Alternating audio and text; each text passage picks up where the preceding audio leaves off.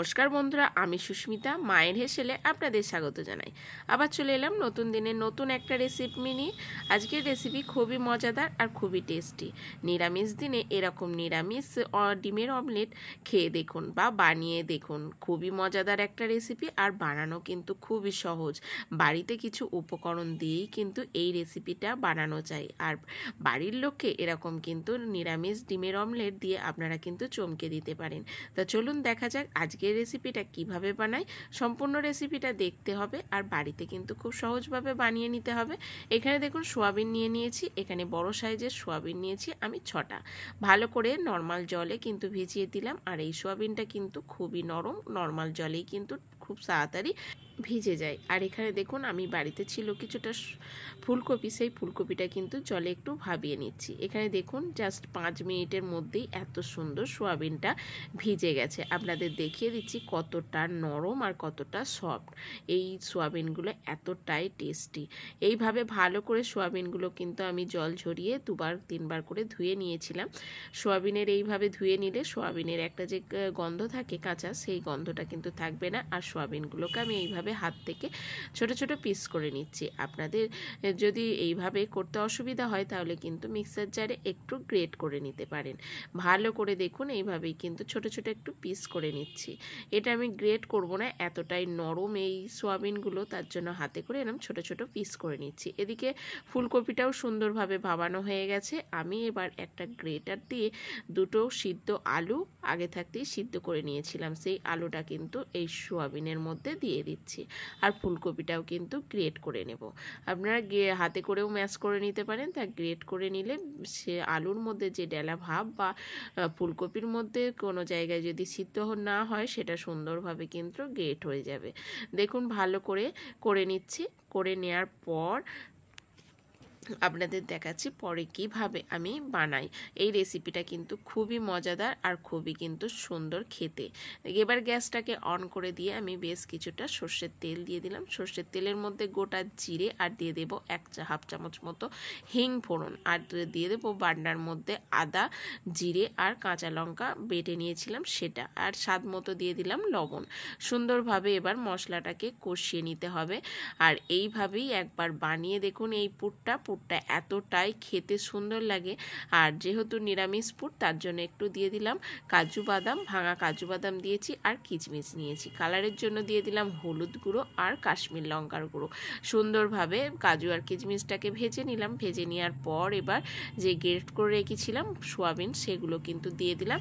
দিয়ে ভালো করে বেশ কিছুক্ষণ ধরে কিন্তু সব কিছুর সঙ্গে মিশিয়ে নেব। এইভাবেই মিশিয়ে নিতে হবে সুন্দরভাবে। একদম সহজ রেসিপি আর বাড়িতে থাকা কিছু উপকরণ দিয়ে এত সুন্দর একটা পুর কিন্তু বানিয়ে নেওয়া যায়। আর এইভাবে পুরটা খেতে কিন্তু খুবই সুন্দর লাগে। এখানে পুরটা দেখুন হয়েই এসেছে। আবারও দিয়ে দিলাম একটু স্বাদ মতো লবণ, একটু স্বাদ মতো চিনি আর দিয়ে দিলাম কুচানো কাঁচা লঙ্কা। এখানে ঝাল আর লবণটা আপনাদের স্বাদ মতো ব্যবহার করবেন। যে কোনো পুরের মধ্যে একটু চিনি দিলে কিন্তু তার স্বাদটা ব্যালেন্স হয়ে যায়। সুন্দরভাবে দিয়ে আবার ওইভাবে কিন্তু বেশ কিছুক্ষণ ধরে কষিয়ে নিতে হবে, যতক্ষণ না বেশ মাখো মাখো একটা ব্যাপার আসবে। আর কড়াই থেকে দেখবেন খুব সহজে উঠে আসছে। তার আগে কিন্তু আরও কিছু মশলা এখানে আমি দিয়ে দেব। এবার দিয়ে দিলাম গুঁড়ো গরম মশলা আর দিয়ে দেবো 1 চামচ মতো ঘি। এই ঘি নিরামিষ যে পুরটা সেটা কিন্তু আরও টেস্ট বাড়িয়ে দেবে এই ঘি আর গরম মশলায়। গাওয়া ঘি আমি দিয়ে দিলাম। দিয়ে ভালো করে কিন্তু সব কিছুর সঙ্গে এইভাবে কিন্তু মাখিয়ে নিতে হবে। এইভাবেই পুরটা একবার বানিয়ে দেখুন, খেতে কিন্তু অসম্ভব সুন্দর লাগে। আপনারা তো পনির দিয়েও পুর বানিয়েছেন, তবে এইভাবে একবার পুরটা বানিয়ে দেখুন। একদম সহজ একটা রেসিপি আর খেতেও কিন্তু খুবই খেতে লাগে। আর এর কিন্তু পুষ্টিক গুণে ভরপুর, যেহেতু সোয়াবিন দিয়ে আছে। সুন্দরভাবে দেখুন মশলাটা কষানোর আগে হয়ে গেছে। এবার দিয়ে দিলাম কিছুটা ধনেপাতা দিয়েও আবারও সব কিছু এইভাবে কিন্তু মিশিয়ে নিচ্ছি। আর একদম পুরটা রেডি হয়ে গেছে। কড়াই থেকে দেখুন পুরো উঠে আসছে আর পুরো একটা মাখো মাখো ব্যাপারও হয়ে গেছে। আর কিছুটা দেখুন আমি এখানে হাফ অল্প করে একটু রেখে দিচ্ছি অন্য একটা পাত্রে। এটা আমার পরে কাজে লাগবে। আপনারা ভিডিওটা কন্টিনিউ দেখতে থাকুন, তাহলেই বুঝতে পারবেন কখন আমি কিভাবে কোন জিনিসটা ব্যবহার করছি। আর এটা আমি অন্য একটা বড় পাত্রের মধ্যে রেখে দিলাম, ঠান্ডা হয়ে যাওয়ার অপেক্ষায় থাকবো। এইভাবেই পুরটাকে বানিয়ে দেখুন। এবার ভালো করে একটু ছড়িয়ে দিতে হবে যাতে খুব তাড়াতাড়ি ঠান্ডা হয়ে যায়। একটা সহজ একটা রেসিপি, ইউনিক একটা রেসিপি, দেখতেও যেমন সুন্দর খেতেও তেমনই সুন্দর। এই বাটিটাও কিন্তু আলাদা, আমি আলাদা করে রেখে দিলাম। এবার দেখুন ঠান্ডা হয়ে গেছে পুরটা, আর আমি নিয়ে নেব একটু থালায় জল, নর্মাল ঠান্ডা জল আমি এখানে নিয়ে নিলাম। আর নিয়ে নেব এখানে পাঁপড়। যেহেতু নিরামিষ অমলেট, নিরামিষ মানেই ডিম ছাড়া, ডিম দিয়ে যে বানাই তা সেই রকমই কিন্তু দেখতে একটা অমলেট আপনাদের কিন্তু বানিয়ে আমি দেখাচ্ছি। সেটা হলো পাঁপড়। এইভাবেই একটা বড় পাঁপড় আমি জলের মধ্যে কিন্তু একটু ভালো করে ধুয়ে নেব। বেশিক্ষণ কিন্তু বেশিভাবে আপনারা ধোবেন না, তাহলে কিন্তু পাঁপড়টা খুব নরম হয়ে যাবে, আপনারা বানাতে পারবেন না। জাস্ট একটু ধুয়ে নিয়ে অন্য একটা থালায় এইভাবে রেখে দেবেন। আর একসঙ্গে কিন্তু অনেক কটা পাঁপড় ধোবেন না, একসঙ্গে আমি দুটো পাঁপড় এইভাবে কিন্তু ধুয়ে নিয়ে রেখে দেব। পাঁপড়টা দেখবেন খুব হালকাভাবে কিন্তু ধুয়ে নেবেন। পাঁপড় জলে দিতে না দিতে কিন্তু বেশ নরম হয়ে যায়, আর বেশি একসঙ্গে কিন্তু দিলে খুব নরম হয়ে যাবে, আপনারা শেপটা আনতে পারবেন না, পাঁপড়টা ছিঁড়ে যাবে। দেখুন ভিজে যে ধোয়া যে পাঁপড়টা, সেটা কিন্তু একটা থালার মধ্যে নিয়ে নিলাম, নিয়ে পুরটা কিছুটা দিয়ে দিলাম, দিয়ে এইভাবে একটা চৌকো শেপ আমি করে নেব। এইভাবে আমি 4টে করে নিয়েছিলাম। একদম বড় বড় পাঁপড়ের মধ্যে আমি পুরটাকে দিয়ে দিয়েছি। আর এইভাবে কাজু আর কিশমিশটা দেওয়ার জন্য এই যে পুরটা, সেই পুরটা খেতে কিন্তু আরও দ্বিগুণ বেড়ে গিয়েছিল। এইভাবেই চৌকো করে নিলাম। চৌকো করে নিয়ে এইভাবে ফোল্ড করে দেব পাঁপড়টাকে।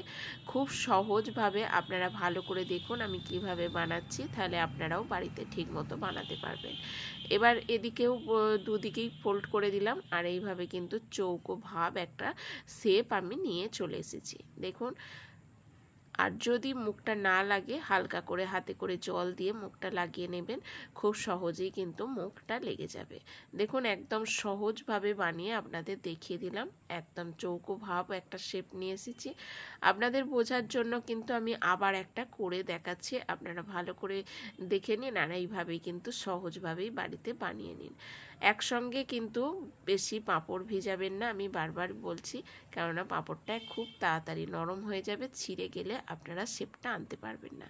আবারও পুরটা দিয়ে দিলাম, পুরটা দিয়ে কিন্তু একটা চৌকো শেপ এখানে এনে নেব এইভাবে হাতে করে। আমাদের পুরটা কিন্তু খুব একটা বেশি দেওয়ার দরকার নেই, এইভাবে কিন্তু চৌকোভাবে করে নিতে হবে। চৌকোভাব করে নিয়ে আমি পাঁপড়টাকেও কিন্তু এইভাবে আস্তে আস্তে চৌকো করে নেব। একদম সহজ একটা রেসিপি, ইউনিক একটা রেসিপি।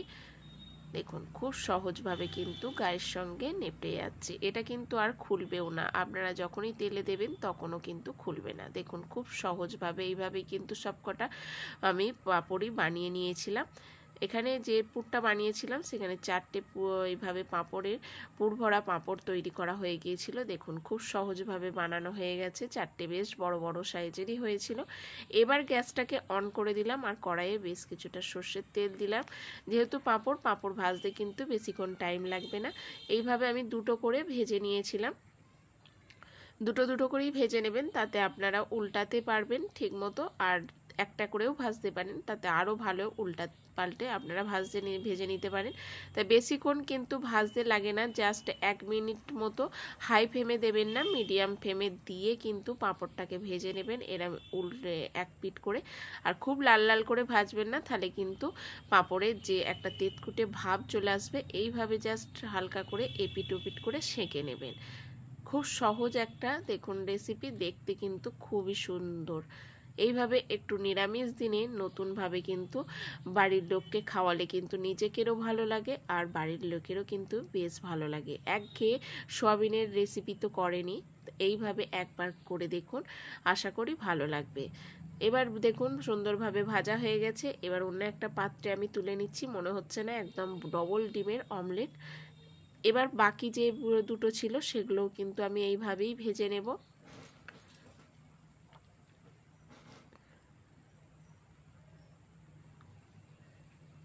এইভাবেই ভেজে নিতে হবে সুন্দরভাবে। আবার ভেজে নিয়ে তুলে নেওয়ার পর আমি কিছুটা সর্ষের তেল কড়াইয়ের মধ্যে দিয়ে দিলাম আর কিছু গরম মশলা এখানে ফোড়ন দিয়ে দিলাম। তার মধ্যে গোটা জিরে, এলাচ, লবঙ্গ, দারচিনি আর একটা শুকনো লঙ্কা আর দিয়ে দেব হাফ চামচ মতো হিং।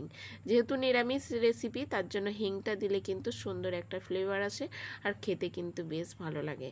ভালো করে গোটা গরম মশলাগুলোকে সুন্দরভাবে ভেজে নিলাম। ভেজে নেওয়ার পর এখানে দিয়ে দেব আদা, জিরে আর কাঁচা লঙ্কার পেস্ট। সুন্দরভাবে শিলনোড়াতে আমি পেস্ট করে নিয়েছিলাম, সেটাও কিন্তু আমি 2 চামচের একটু বেশি দিয়ে দিয়েছি। আর দিয়ে দেব সামান্য একটু লবণ যাতে বাটনাটা না ফোটে। সুন্দরভাবে এবার কষিয়ে নেব। আদার কাঁচা গন্ধটা যতক্ষণ না চলে যায় সুন্দরভাবে কিন্তু কষিয়ে নিতে হবে। আর এই কষানোর সময় গ্যাসের ফ্লেমটাকে একদম লো ফ্লেমে রেখে দেবেন। এবার দিয়ে দিলাম কালারের জন্য হলুদ গুঁড়ো, কাশ্মীর লঙ্কার গুঁড়ো। এই কালারের জন্যই হলুদ আর কাশ্মীর লঙ্কাটা দিয়ে দিতে হবে। কাশ্মীর লঙ্কা কিন্তু ঝাল হয় না, সুন্দর একটা কালার নিয়ে আসে। ভালো করে কষানো হয়ে গেল। কষানো হয়ে গেলে এখানে মিডিয়াম সাইজের একটা টমেটো দিয়ে দিলাম। টমেটোটা দিয়েও ভালো করে কিন্তু কষিয়ে নেব যতক্ষণ না টমেটোটা নরম হয়ে যায়। আর বাটি ধুয়ে একটু জলও দিয়ে দিলাম, তাতে কিন্তু টমেটোটা খুব তাড়াতাড়ি নরম হয়ে যাবে। এইভাবেই নিরামিষ দিনে এই মশলাগুলো দিয়ে একবার বানিয়ে দেখুন, অসম্ভব সুন্দর লাগে। ভালো করেই দেখুন তেল ভেসে উঠেছে ওপর দিকে আর টমেটোটা অনেকটাই কিন্তু সিদ্ধ হয়ে গেছে। ভালো করে এইভাবে কষিয়ে নিতে হবে মিডিয়াম ফ্লেমে। যত ভালো করে নিরামিষ যে মশলাটা সেই মশলাটাও যত ভালো করে কষাবেন ততই কিন্তু টেস্টটা আরও দ্বিগুণ বেড়ে যায়। সুন্দরভাবে মশলাটা কষে যাওয়ার পর এখানে আমি 4টে কাজু বাদাম আর 1 চামচ মতো পোস্ত বেটে রেখেছিলাম সেটাও দিয়ে দিলাম। আর বাটি ধুয়ে কিন্তু কিছুটা জলও দিয়ে দিলাম। দিয়ে ভালো করে কিন্তু মশলাটাকে আবারও আমি বেশ কিছুক্ষণ ধরে কষিয়ে নেব।